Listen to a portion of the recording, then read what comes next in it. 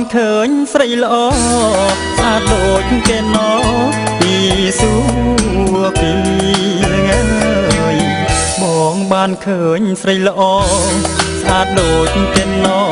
ពីសួគីកើតក្តីប្រាំងនៅពតឥតគុណនាចង់បានពុំងារមករួមប្រាន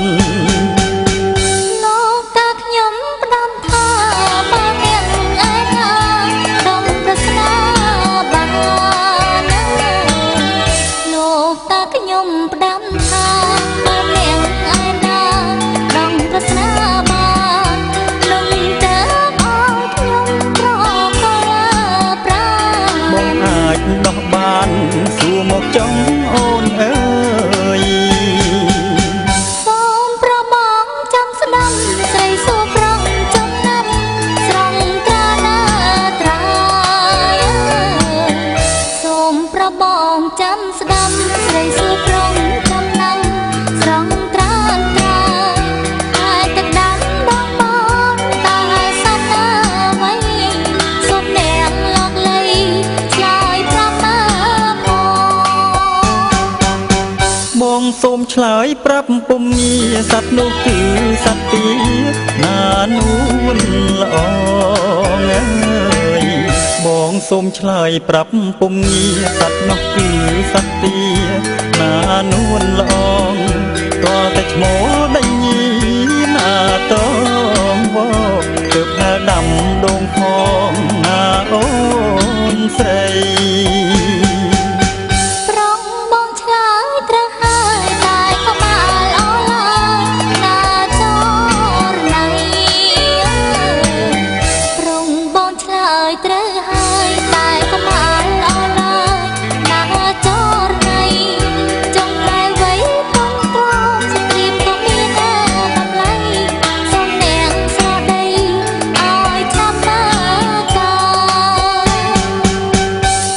នោះហៅផ្លែទន្លាប់រៀមសូមឆ្លើយប្រាប់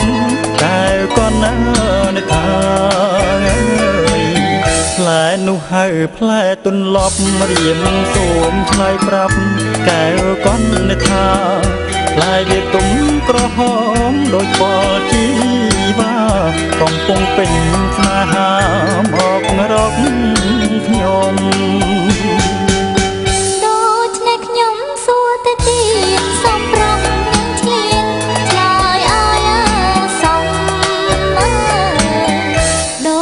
ខ្ញុំសួរទៅទៀតសូមប្រងយ៉ាងឆ្លៀន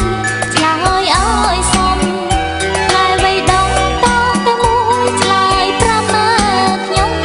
ឆ្លើយប្រាប់ឲ្យសមកុំផ្ដែងផ្ដាំផ្លែនោះគឺផ្លែចេកស្រីស្រស់ល្អឯកដាប់ឲ្យច្បាស់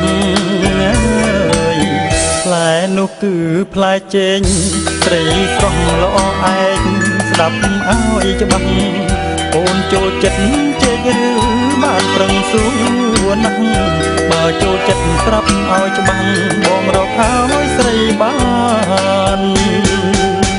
ចង់ໄວទៅព្រៀននារីពីទីមកទីណាប្រងប្រាណាចង់ໄວទៅព្រៀននារីពីទីមកទីណាប្រងប្រាសូមអ្នកលោកលីឆ្លើយឲ្យ